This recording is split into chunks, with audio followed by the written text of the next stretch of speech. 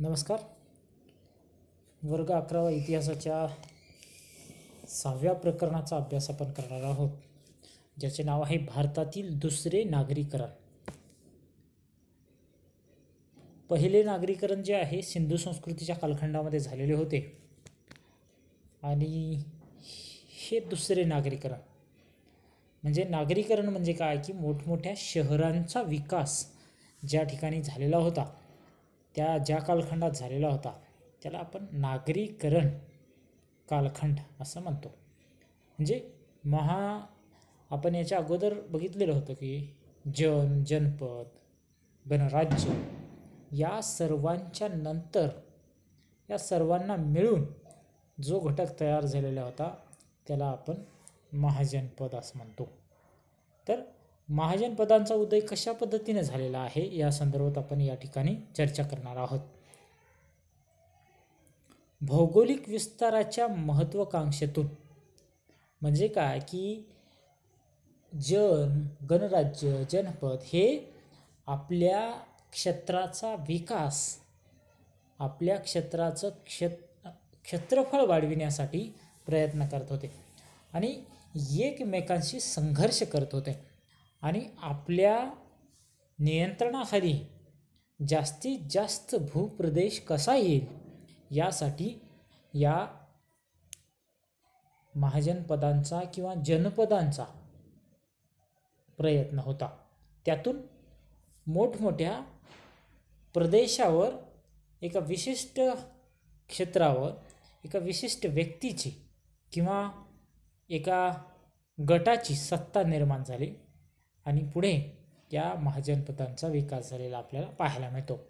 म्हणजे इसवी सन पूर्व 600च्या सुमारास भारतीय उपखंडाचा वायव्य प्रदेश ते मगधापर्यंत, मगध नावाच्या एका महाजनपदापर्यंत या 16 महाजनपदांचा विकास झालेला होता.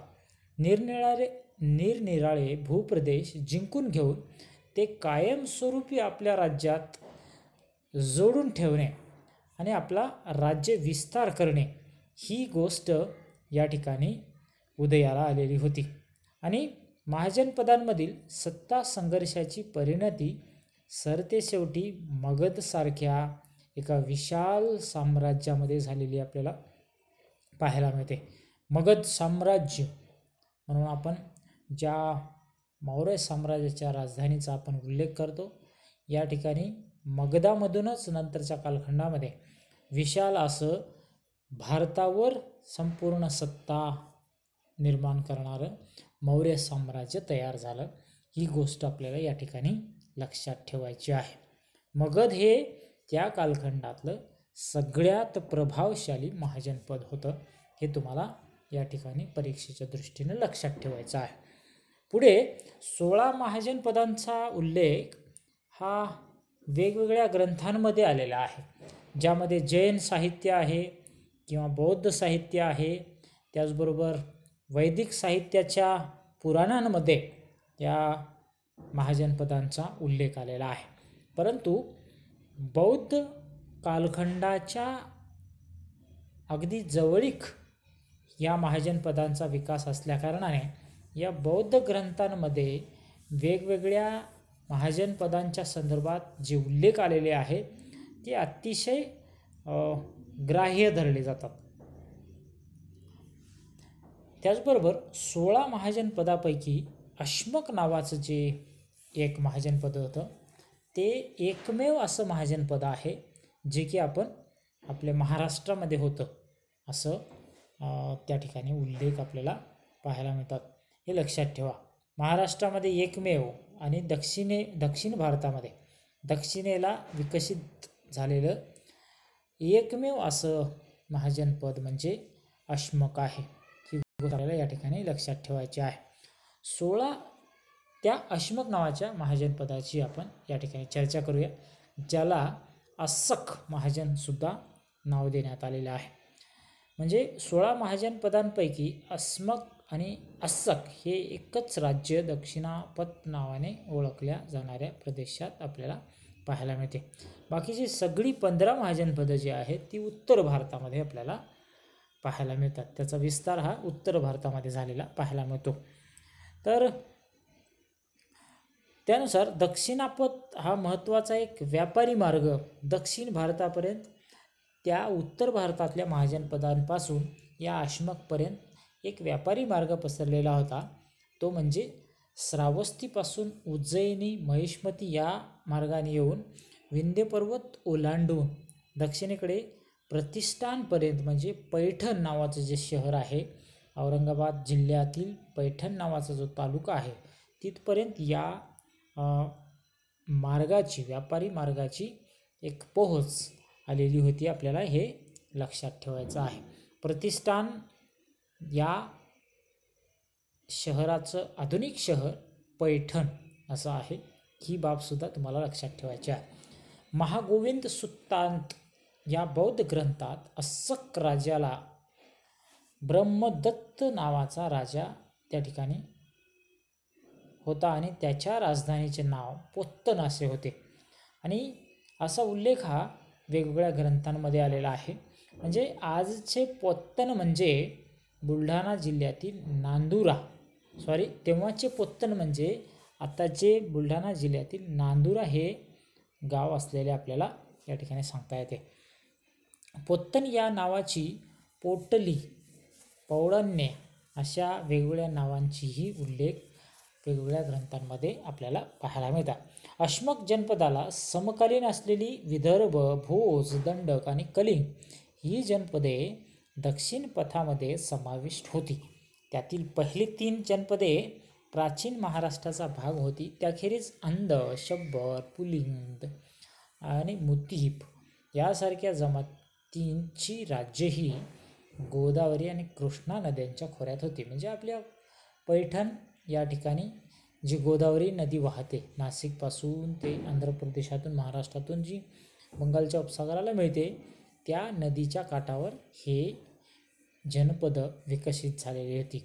जैन ग्रंथानुसार पहिले तीर्थकार ऋषभनाथ याचा पुत्र बाहुबली यांना अशमक राज्य हे दिलेले होते आणि पोत्तनपूर ही त्याची राजधानी होती. बाहुबलीची भव्य मूर्ती श्रवणबेळगोळ, जिल्हा हसन, कर्नाटक येथे आपल्याला आजही पाहायला मिळते. जे की श्रवणबेळगोळ जे आहे आजच्या कालखंडामध्ये आणि पूर्वी पण जैनांचे एक मोठं तीर्थक्षेत्र गाव म्हणून आपण त्याच्याकडे पाहतो. बाहुबली यांना केवळ ज्ञानप्राप्ती त्याच ठिकाणी झालेली होती. ही गोष्ट सुद्धा आपल्याला या ठिकाणी लक्षात ठेवायची आहे. पुढे दुसरे नागरीकरण म्हणजे आपण आताच्या या काही कालावधीपूर्वी चर्चा केलेली आहे. इसवी सनापूर्वी 1000च्या सुमारास भौगोलिकतेची जाणीव असलेली आणि निश्चित स्वरूपाची राज्यव्यवस्था असलेली जनपदे ही अस्तित्वात आलेली होती. ही मागच्या आपण चॅप्टरमध्ये बघितलेलं आहे. भौगोलिक सीमांचा विस्तार करण्याची महत्त्वाकांक्षा, त्यासाठी झालेला संघर्ष यामध्ये काही जनपदे प्रबळ झालेली आहेत. म्हणजे जनातून जनपद तयार झालं आणि जनपद हे काही जनपद अतिशय प्रभावशाली झालेले आहेत. त्यांच्याकडे पैशाच्या दृष्टीने असेल, भौगोलिक क्षेत्रफळाच्या दृष्टीने असेल, सैन्याच्या दृष्टीने असेल, सैन्याकडे शस्त्रास्त्राच्या दृष्टीने असेल, ही अतिशय प्रबळ झालेली आहे. आणि ही प्रबळ झालेली जनपदे इतर जनपदांवर आक्रमण करून त्यांचा प्रदेश आपल्या प्रदेशाशी जोडू लागलेली होती. आणि त्यातून एका विशिष्ट अशा भव्य प्रदेशाचा एक महाजनपद तयार झालेला आहे आणि त्या ठिकाणी वेगवेगळ्या मोठमोठ्या शहरांचा विकास झालेला आहे. ही गोष्ट तुम्हाला लक्षात ठेवायची आहे. महाजनपदाच्या राजधान्या आणि व्यापारामुळे महत्त्व पावलेली काही नगरे यांच्या पार्श्वभूमीवर पुन्हा एकदा भारतामध्ये दुसऱ्या नागरीकरणाची सुरुवात झालेली आहे. याला आपण या महाजनपदांच्या विकासाला, या ठिकाणच्या व्यापारी विकासाला, या ठिकाणच्या शहरी विकासाला आपण शहरांच्या विकासाला दुसरं नागरीकरण म्हणतो. त्यानंतर निब्बाण सुत्त या ग्रंथामध्ये चंपा, राजगृह, श्रावस्ती, साकेत, कौशांबी, वाराणसी या 6 नगरांचे विशेष उल्लेख आपल्याला पाहायला मिळतात. ही अतिशय महत्त्वाची शहरे होती. इसवी सनापूर्वी 6व्या शतकाच्या सुरुवातीला ही प्राचीन भारतातील काही इतर नगरेसुद्धा भरभराटीस आलेली होती. ही बाबसुद्धा या ठिकाणी आवर्जून आपल्याला उल्लेख करावी लागेल. जनपदे आणि महाजनपदांच्या काळातील वैशिष्ट्यपूर्ण मातीची भांडी या ठिकाणी आपल्याला पुराव्याद्वारे पाहायला मिळतात. या मातीच्या भांड्यांद्वारे आपण त्या कालखंडातल्या वेगवेगळ्या मानवाच्या कौशल्याचा अभ्यास आपण करू शकतो. त्याचबरोबर लोखंडाची अवजारे, त्याचबरोबर चांदी, तांब्याची नाणी या नाण्यांचा उल्लेखसुद्धा प्राचीन भारतीय साहित्यामध्ये आपल्याला पाहायला मिळतो. आणि या नाण्यांना प्राचीन भारताच्या साहित्यामध्ये कारशापण किंवा पण या नावाने ओळखले जातात. परीक्षेच्या दृष्टीने एका वाक्यातल्या किंवा जोड्या लावा किंवा रिकाम्या जागांच्या दृष्टीने कारशापण हे नाण्याला देण्यात आलेलं नाव तुम्हाला लक्षात ठेवायचं आहे. त्याचबरोबर महाजनपदांच्या प्रशासन व्यवस्थेचा एकंदरीत अभ्यास करत असताना मध्यवर्ती प्रशासन व्यवस्था राबवण्यासाठी नागरी केंद्राचा विकास झालेला आहे. आणि नागरी केंद्राच्या गरजा पुरविणाऱ्या ग्राम वसाहतींचे जाळे या ठिकाणी तयार झालेले होते. ग्राम वसाहतीचे प्रशासन केंद्रवर्ती सत्तेशी संलग्न असते.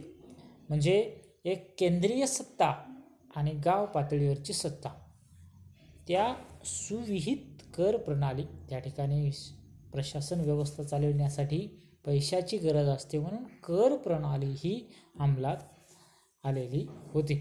अंतर्गत आणि दूरवरच्या प्रदेशाशी असणारा व्यापार, त्यासाठी भूमार्ग, जलमार्ग, नद्या आणि सागरी मार्ग याद्वारे व्यापार हा चालत होता. त्यांचे सुव्यवस्थित जाळे, वस्तू विनिमयाच्या जोडीने चलनाचा उपयोग सुद्धा त्या कालखंडामध्ये केला जात होता. वस्तू विनिमय म्हणजे काय की वस्तू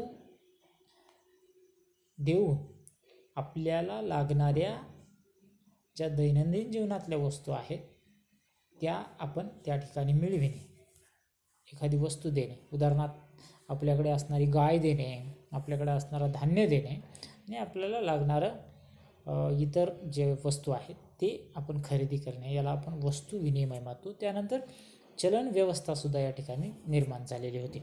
क्रय विक्रय पद्धती, सुप्रस्थापित कायदे आणि न्यायव्यवस्था, नागरीकरणाची ही सर्व वैशिष्ट्ये महाजनपदाच्या कालखंडामध्ये अस्तित्वात असल्याने आपण ह्याला दुसरे नागरीकरण म्हणतो. म्हणजे न्यायव्यवस्था होती, कायदे होते आणि सुव्यवस्थित अशी प्रशासन व्यवस्था या ठिकाणी अस्तित्वात होती. ही बाब तुम्हाला महाजनपदाच्या बाबतीत लक्षात ठेवायची आहे. अशा पद्धतीनं दुसऱ्या नागरीकरणाची सुरुवात इसवी सन पूर्व 600च्या कालखंडात या महाजनपदांचा जो विकास झालेला होता याला आपण मानतो. हा घटक तुम्हाला या ठिकाणी समजलेला असेल. या पाठातील पुढचा जो घटक आहे तो सविस्तरपणे आपण पुढच्या व्हिडिओमध्ये बघू. तोपर्यंत मी या ठिकाणी थांबतो. धन्यवाद.